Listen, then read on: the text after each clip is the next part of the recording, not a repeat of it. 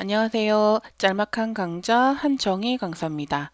자, 이전에 서브토탈 함수와 필터 기능을 활용하여 실시간으로 부분합을 구하는 방법에 대해서 소개를 한 적이 있었는데요.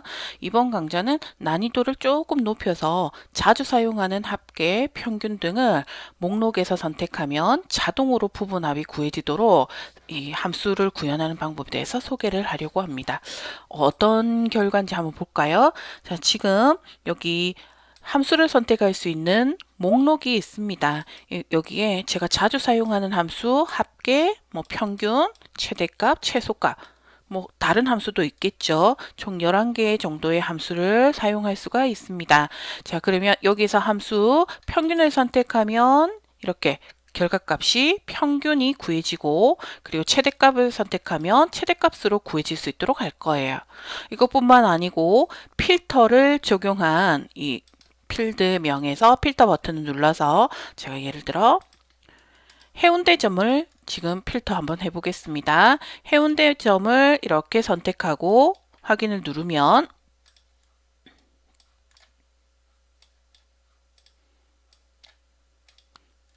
자, 해운대점의 최대값이 구해지는 거죠. 이렇게 필터한 결과에 맞는 부분합을 지금처럼 구하는 이런 결과를 만들 건데요. 거기에 어떻게 함수를 선택하면 함수에 맞는 결과가 나타날 수 있도록 이렇게 구현을 한번 해볼 거라는 거죠. 이때 사용할 함수는 서브토탈과 VLOOKUP이라고 하는 이 두 가지 함수를 이용을 할 거고요. 그리고 또 우리 뭘 알아야 될까요? 이렇게 유효성 검사 목록 기능을 이용해서 목록을 이렇게 만드는 방법을 알고 있어야 되는 거죠. 자, 그럼 실습 시작해 보겠습니다. 자, 먼저 여기에 유효성 검사 목록으로 함수 4가지가 뜰 수 있게끔 한번 만들어 보겠습니다. 기존에 합계라고 입력되어 있어도 좋고 내용이 아무것도 없어도 상관없습니다. 데이터 메뉴에 데이터 유효성 검사 메뉴를 선택합니다. 제한 대상 목록을 선택합니다. 원본 입력창에 제가 아까 합계 그리고 평균 그리고 최대값, 최소값이 표시되게끔 하려고 했죠. 입력할 때에는 이렇게 컴마를 구분자로 넣어서 입력을 하면 되고요. 한 칸을 띄워도 좋고 붙여도 상관없습니다. 자, 그러면 확인 한번 눌러 보겠습니다. 확인을 누르면 어떤가요? 바로 이렇게 목록이 만들어졌죠. 자, 그럼 이번에는 이렇게 목록에서 함수를 선택하면 수량의 합계, 금액의 합계, 입금액, 미수금액의 합계가 구해지도록 만들어야겠죠.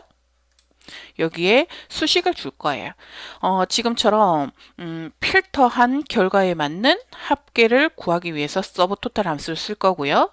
그리고 서브토탈 함수에 VLOOKUP 함수도 중첩을 한다고 했죠. 이유는 현재 여기서 선택된 합계에 해당하는 번호를 찾아올 수 있게끔 VLOOKUP 함수를 쓰는 거죠. 왜냐하면 제가 이 서브토탈 함수 잠깐 보여드릴게요. 서브토탈.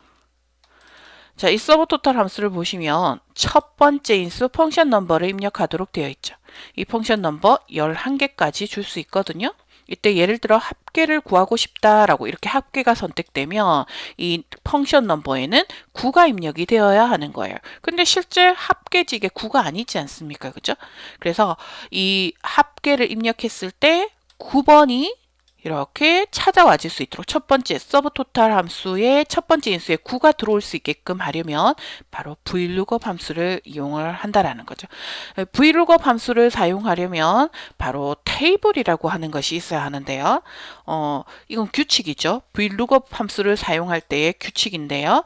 이 VLOOKUP 함수는 값을 검색해서 찾아올 수 있도록 하는 테이블이 필요합니다. 자, 어떤 테이블이 필요하냐면 지금처럼 합계가 입력되면 즉 합계가 인수로 들어오면 9번이 이렇게 들어올 수 있도록 찾아와 줄 수 있도록 테이블을 만들어 주는 거예요.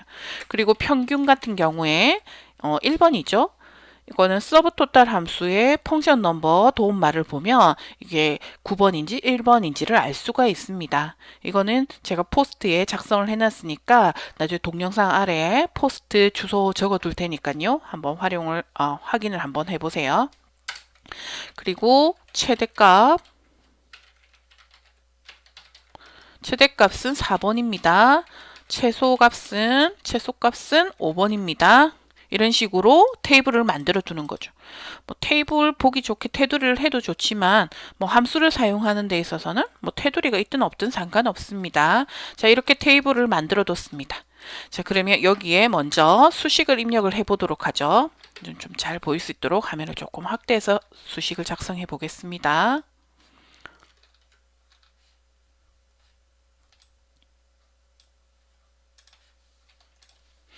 equal subtotal sub라고 입력하니까 subtotal 함수가 라이브러리에 보여집니다. 더블 클릭하면 함수가 자동으로 입력되죠.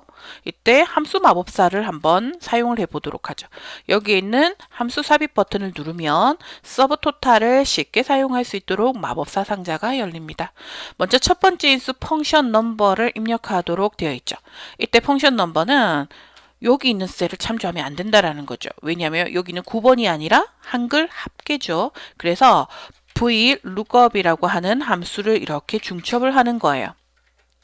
VLOOKUP 함수를 중첩해서 현재 선택된 합계를 어디에서 좀 전에 만들어 뒀던 테이블에서 여기 이 합계를 찾아다가 두 번째 열에 있는 9를 가져오도록 수식을 만들어야 된다는 거죠.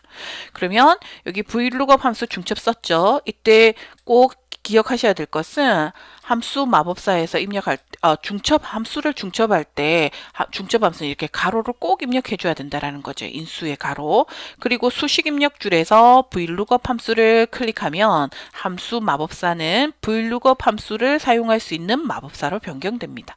이때 첫 번째 인수 lookup value 바로 찾으려고 하는 값, 즉 조건이 되겠죠. 조건은 뭐냐면은 바로 여기서 선택한 합계가 되는 거죠. 선택합니다.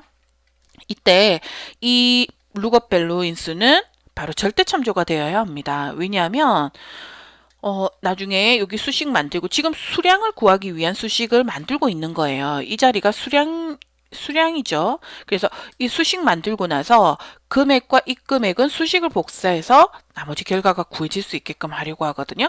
그러면 이 수식을 복사할 때 참조 셀 어떻게 되겠습니까? 수식을 복사한 거리만큼 이렇게 상대 참조, 주소가 바뀌게 됩니다. 하지만 금액도 여기 셀을 참조할 거고 이 금액을 구할 때도 여기 셀을 참조할 거기 때문에 여기 셀은 변하면 안 된다라는 거죠. 그래서 절대 참조. 펑션키 F4를 눌러서 펑션키 F4 알죠? 펑션키 F4를 눌러서 절대 참조합니다. 그 다음에 테이블 어레이는 이렇게 만들어둔 오른쪽 테이블 마찬가지 절대 참조해야겠죠? 수식 복사했을 때 참조 셀이 바뀌면 안 된다라는 거죠. 자, 그리고 VLOOKUP 함수에서는 이렇게 테이블 어레이로 지정해준 범위의 첫 번째 열은 1번, 두 번째 열은 2번이 됩니다. 이건 규칙입니다. 그래서 첫 번째 열에서 합계를 찾았으면 두 번째 열에 해당하는 9번을 이렇게 가져오도록 수식을 지금 작성하고 있는 거죠. 그래서 실제 값이 있는 열은 바로 컬인덱스 넘버 2가 되는 겁니다. 그리고 레인지 룩업 0이 되겠죠. 정확하게 일치하는 값을 찾으려면 false 0을, 비슷하게 일치하는 값을 찾으려면 true, 즉 생략 1 또는 생략을 하는 거죠. 자, 그런데 이 문자 같은 경우에는 정확하게 일치하는 경우에 해당한다라는 거죠. 그래서 0을 입력합니다. 뭐 문자 합계 이상, 합계 이하 이런 개념이 없죠. 그죠? 자, 그런 다음 다시 서브토탈 함수로 갑니다. 아직 함수가 완성이 안 됐죠. 서브토탈을 클릭하면 함수 상자는 서브토탈 함수로 바뀝니다. 자, 그러면 두 번째 인수는 그러면 이렇게 VLOOKUP 함수로 찾아온 9번 합계를 구하겠다. 어느 범위를 합계를 구할 거냐? 바로 수량 범위를 합계 구하겠다라고 수량 범위를 넣어줘야 되는 거죠. 이렇게 수량 범위를 넣어줍니다. 자, 그리고 확인 누르겠습니다. 일단 함수 상자 한번 크게 확대해 보도록 하죠. 이렇게 입력하고 확인을 누릅니다. 수식 복사해 보겠습니다. 어떤가요? 일단 결과는 나와졌습니다.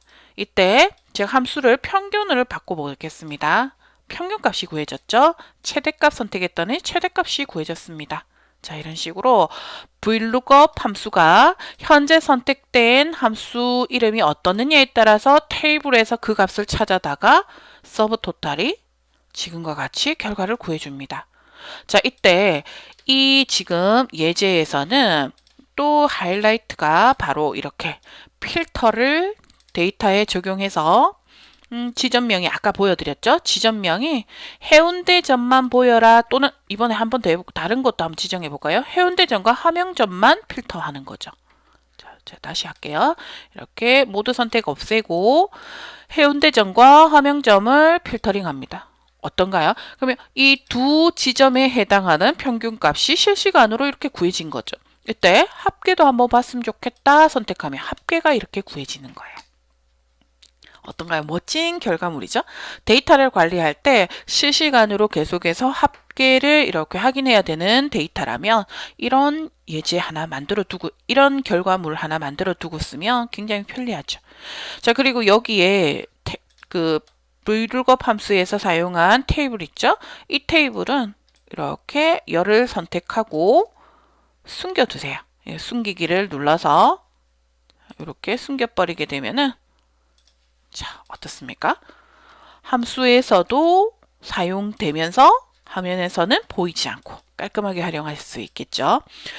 필터의 조건을 주는 방법은 이전에 필터에 관련된 동영상과 포스트를 작성을 해 놓은 게 있습니다. 그거 한번 확인해 보시면 도움이 되실 거예요.